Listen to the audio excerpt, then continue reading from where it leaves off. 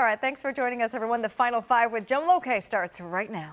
And right now in the Final Five, President Trump and Joe Biden trading barbs on the campaign trail, but both may need to change their strategy. Plus, we have an update on the deadly wildfires out west and the contention about the role science should play. Bob Woodward with another batch of tapes with the president, but it's the same old song and dance. Protests over coronavirus guidelines and why some might have to or need to log off social media. And for the first time, one of the president's ex-wives reveals her thoughts on the First Lady. That's your Final Five. Let's do this. We're gonna skip romance, it's time to go. You don't mess with America.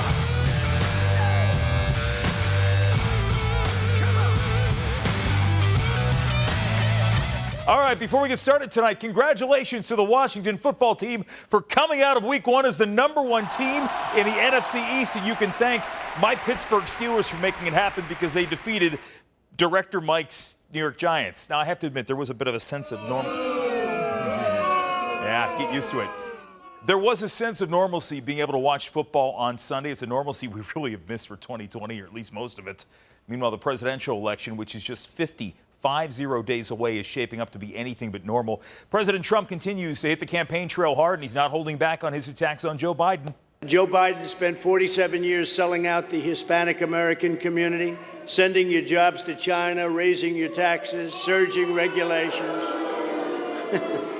I don't know. It doesn't sound too good to me. It's coming up once every 3-4 days. I've been in every state. I've been in so many states the last few days. Yeah, well, you need a lot of energy to do this job properly. You can't be sitting in your basement for 4 days and come out. Now, he's probably accurate in saying it's difficult to sway millions of voters from a basement, and the Democrats, I assume, know this. That's because the former vice president has been out and about in recent days. But today, he spoke outside in his home state of Delaware, criticizing the president on his climate policies.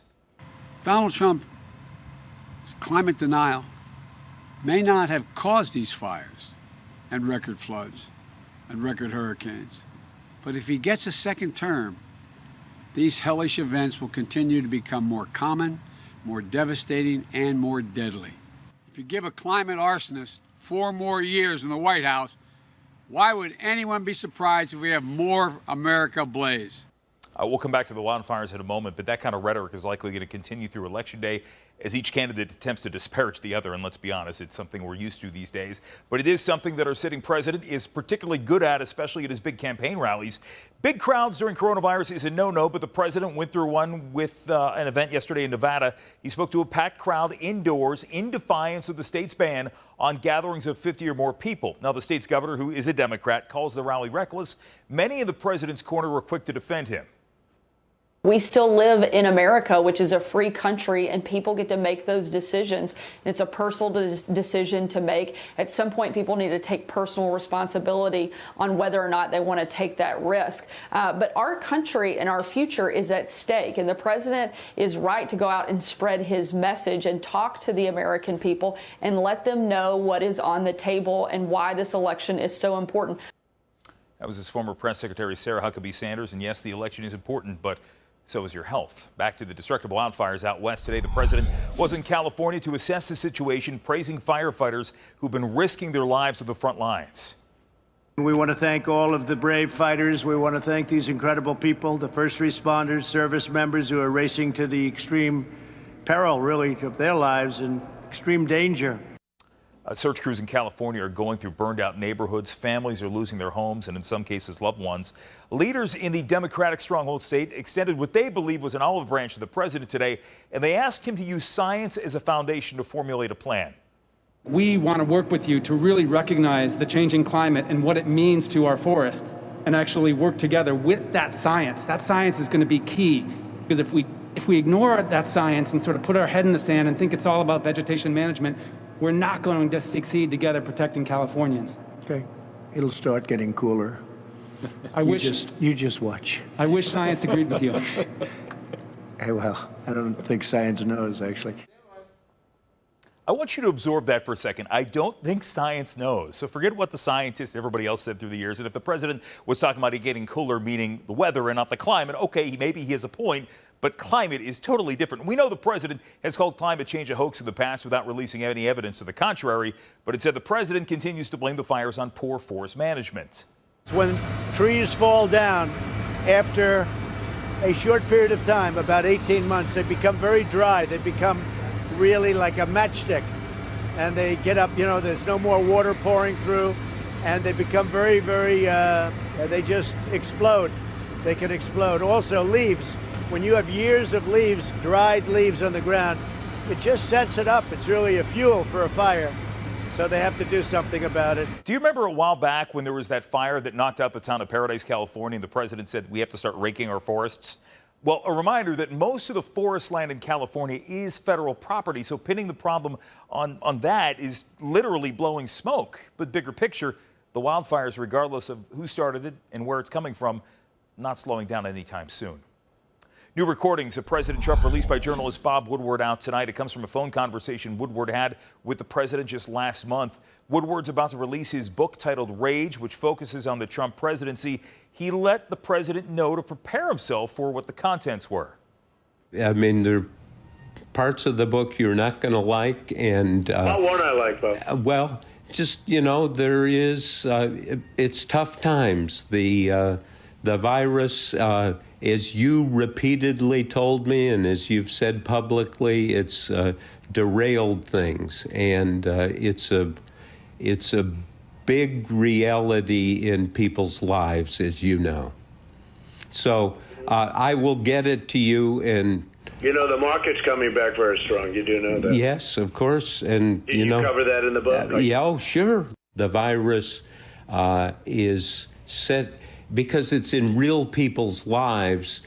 All those tens of millions of people who don't have jobs, who don't have I know. that income. Listen, I mean, you and I. Nothing more could have been done. Nothing more could have been done. Well, I acted early. We'll Acted early. this see. will be the history that we start the first draft of, and it will continue. And So you think the virus totally supersedes the economy? oh, sure, but they're related, as you know. A little bit, yeah. Oh, little bit. I mean, more than a little bit, but the economy is doing. Look, we're close to a new stock market record. And the stock market has dipped back quite a bit from when they had that conversation. It is hard to not to argue that the Trump administration, with the knowledge it did have at the time, could maybe have done more to at least slow the spread of coronavirus. And that seems to be a decisive fact for Woodward, who has openly criticized the president on his response. The book comes out tomorrow. Meanwhile, protests over coronavirus restrictions are gaining steam across the country, and it seems all of the fake, false lies on social media, coupled with partisan feelings, are fueling the demonstrations.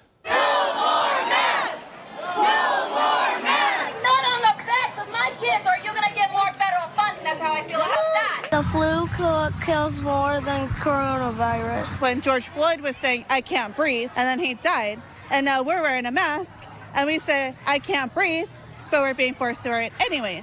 If that doesn't depress the hell out of you, I don't know what does. Masks do not suffocate you. They do not cut off oxygen to your lungs. They're annoying as hell to wear. I get that. We don't like wearing them, but we do it to protect one another. But in Pennsylvania, the courts are now getting involved. A federal judge appointed by President Trump struck down the Democratic Governor Tom Wolf's restrictions, calling them unconstitutional. Things like forcing people to stay home, caps on gatherings, and orders for non-life-sustaining businesses to shut down, which have since reopened. President Trump was quick to retweet the news, reposting a video of some Pennsylvanians who seemed thrilled with the ruling.